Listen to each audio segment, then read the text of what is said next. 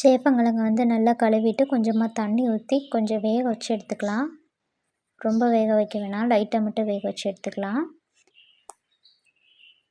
இது போல் கட் பண்ணி எடுத்துக்கிட்டாச்சு. கடாயில் ஆயில் ஊற்றி கடுகு சேர்த்துக்கலாம். கருவேப்பிலை சேர்த்துக்கலாம்.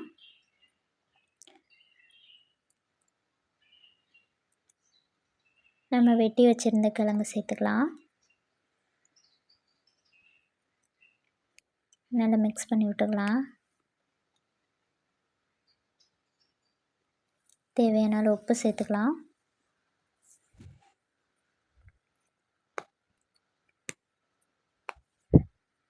மிளகாய்த்தூள் சேர்த்துக்கலாம்.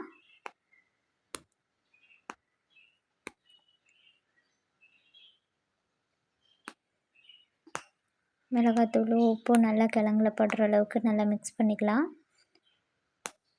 இப்படியே கொஞ்சம் நேரம் வேக வச்சுக்கலாம். இந்த அளவுக்கு மொறு மொறுன்னு வந்ததுக்கப்புறம் எடுத்துக்கலாம்.